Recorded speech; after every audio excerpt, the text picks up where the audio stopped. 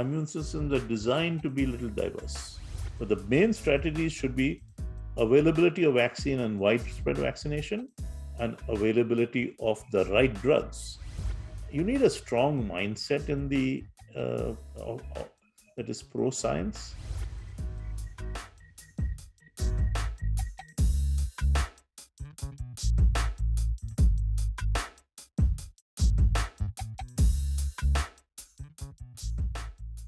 Okay, so this is a good question, and let me first say that there's two things here. The first is Omicron is much more easily transmitted.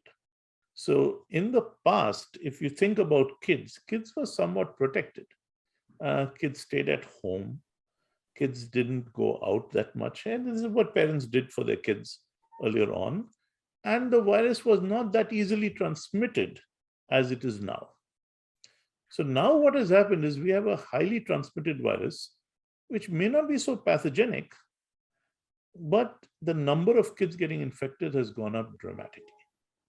There is not strong enough data to say that it is more pathogenic in kids. The strong enough data is to say that the number of people infected is far more. Now, if you said 0.1% of children who are infected will have an adverse response to infection, and we call that MIS-C over here. I mean, there's a disease which you get with COVID infection, which small numbers of kids get a severe disease.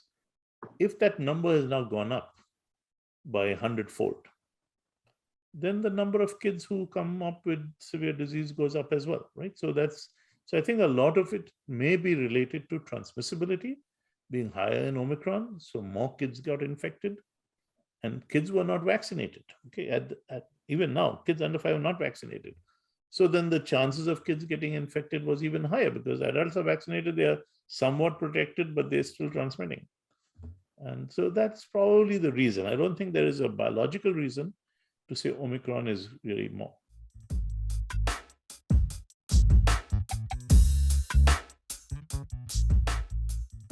If you're vaccinated, the high levels of antibodies don't stay long enough because this is so transmissible. So after 4 or 5 months, the levels decline. They don't go down completely. They stay pretty high.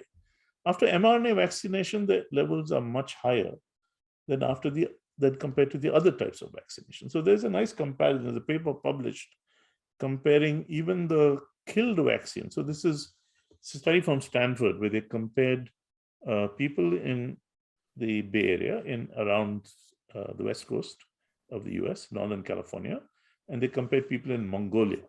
And they chose these big cohorts in Mongolia because there was use of Pfizer, there was use of a Chinese, there was an adenoviral vaccine, the AZ type of vaccine, just like in India, that's I think Covishield. Yeah. And then they used they had also Covaxin like Chinese virus, which is a killed vaccine. Now, clearly the antibody levels are much higher from the mRNA vaccines over time compared to the others. Okay, that's true. Okay, the killed vaccine was the lowest in terms of antibody levels. That's also true. But all of them made antibodies, and all of them made better antibodies. Better meaning they could bind to other variants. All the vaccines, even the killed vaccine, better antibodies than you get from natural infection.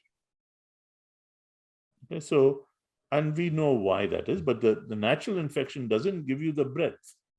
Vaccination gives you the breadth. So to be protected against variants, vaccination is a better thing.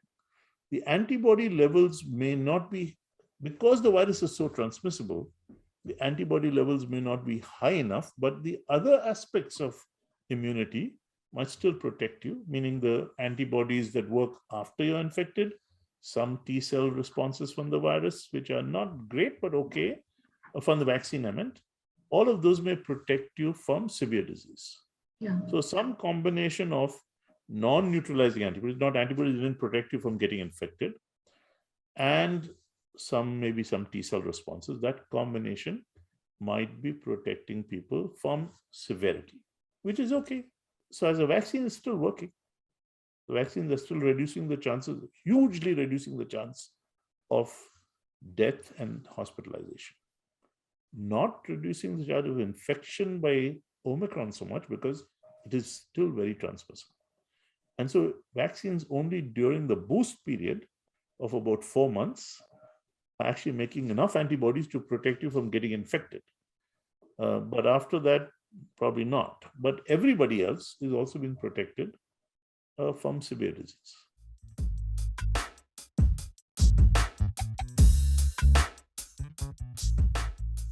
I mean, so in every disease, there is a group of people who don't get the disease. We know that, right? And there are people, even take something like HIV, which was thought to be always lethal, right? Then one of my colleagues here, he discovered this phenomenon called elite control. There are some people who get infected and they clear the virus. Okay, they don't get severe disease. For every disease, there's a range of pathologies, right? So I can become a carrier of hepatitis and never get hepatitis, just have the virus, or I can get acute hepatitis, or I can get chronic hepatitis, and sometimes I can go all the way to cirrhosis, same virus. So we are all genetically variable, right? We are not the same genetically. And we are not meant to be the same as far as our immune systems are concerned. Our immune systems are designed to be a little diverse. If we were all the same, we would all die. But if we are all different, then some people may die, few, others may do well, others may be okay, and we will survive as a species. So take the cheetah, or take in South America, there's a cotton-top tamarin. It had a genetic deletion of this locus. It has got very limited diversity of this, so its immune system is not diverse. Those animals will become extinct. They are already going extinct, and they're not becoming extinct because somebody hunted them. They're becoming extinct because they can't handle viruses, and they get cancers from viruses also, and viral infections. So that's the reason why in every disease, expect to have a subset of people who will do better. Now, you cannot prove this for a point unless you said, I'll infect you with the virus. Because maybe that person was careful. Maybe that person didn't go near someone else. I mean, this is all possible. It's if you're in the same household and, everyone else got infected and you didn't, and you looked after people, then I would say, yeah, likely you have a genetic difference. Well, you have to be careful about how you classify this. My family in India and my brother's family, no one was spared. Everybody got it. One of my nephew has got long COVID now. And luckily my brother and his wife were vaccinated. Okay, so I think, older people, it was good that they were vaccinated by that time. I don't think that's necessarily always going to be the case. So it's possible in many families there was one person who was not infected. It's possible that person was more careful. It's possible that person is genetically protected. We don't know. You'd have to do a very careful study to establish that, right?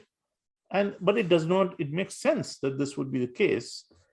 I would not say one in every family makes sense. I would say probably one in every 10, 15 families might make statistical sense, statistically, that some people will be protected. And that should be true. That I would expect with every disease, with every infection. But some people have an ability to resist.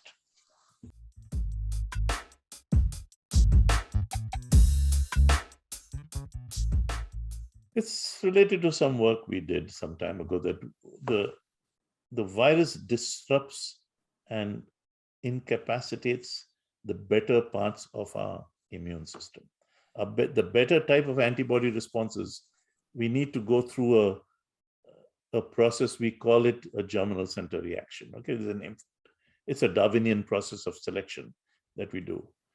The virus prevents that from happening. So then an infection, and it's not unique to this virus, but it's best studied in this virus because we had enough patients to study it. So what we know is that vaccination doesn't cause that problem. Vaccination gives you a good response. Infection makes your response less broad. When I say less broad, it means they can't handle new variants, can't have that diversity. And that is an issue. That is the reality. That's why I would tell everybody, don't rely on your infection. Please get vaccinated. Vaccination after infection will make you very strong.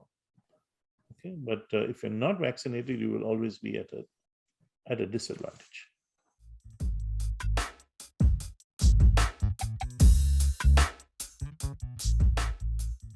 But the main strategies should be availability of vaccine and widespread vaccination, and availability of the right drugs, things like Paxlovid. There will be more coming down the pipeline.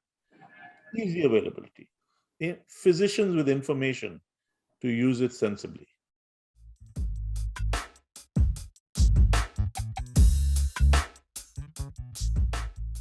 Initially, it took it very seriously. And I was actually in India when the pandemic broke out. I took the last flight out of India that was allowed. I came to teach in March of 2020. Okay, so that was when the lockdown came initially, and that was, at least there was seriousness. Maybe there could have been more planning about that lockdown, and I'm not blaming anyone. That was, at least people were thinking about this as an issue, which is okay, good. I think they let down their guard 10 months later. And that is the time. Now they're serious. Vaccination has been a success in India. Okay, India has great vaccine companies. India has great drug companies. India has great scientists. India has great minds. So vaccination has been successful. I mean, you cannot get everybody to be vaccinated. Education is an issue. That's another issue. But you cannot get 100% vaccination, right? But at least those who wanted to be vaccinated have been started to get vaccinated early. And that is a success.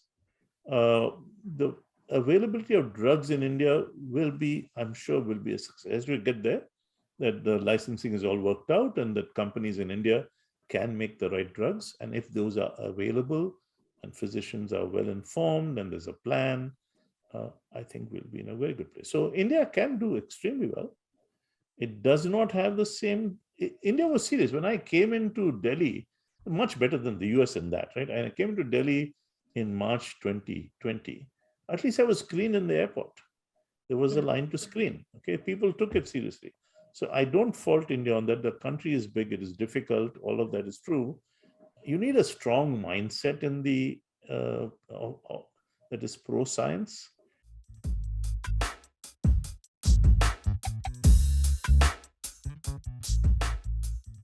I'm just going by the levels of antibodies. I'm not saying the other vaccines are not protecting. They are protecting. Clearly, the levels of people have measured protection from infection. Okay. And they've done head-to-head comparisons of mRNA vaccines versus some of the adenoviral vaccines, right? What you're calling DNA vaccines, the vector vaccines from adenovirus. Yeah. And the protection levels are better. And so if I had a choice, I would go with mRNA vaccine. It's just that the way it is making the spike and giving you an immune response seems to be better. Now, of course, I know the people who've made one of the adenoviral vaccines very well. He's my colleague. So I do think that we have to have an open mind and say that with time, we may find certain advantages of the adenoviral vaccines.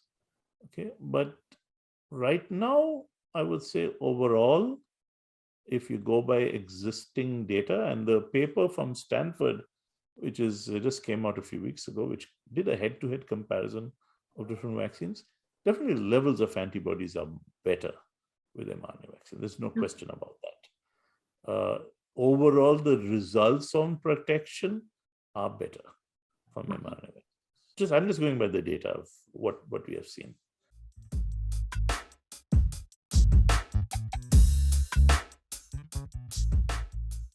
No. I know in India, somebody's trying to sell you nasal drops. Of course, they will protect you for a few minutes, but then it's all going to disappear. It's not going to be there forever unless you keep putting drops in your nose every 2 minutes. I don't think you'll be protected.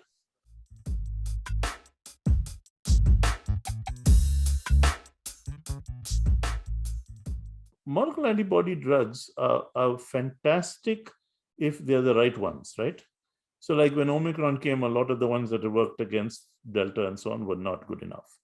But they are so expensive. They can only be useful in the first week or so. And a small molecule drug, which is not expensive, which can do the job even better, maybe, would be preferable. So monoclonal antibodies are great. They make good money for the companies. They are expensive. They are useful in the same window in which a good drug would be available and used.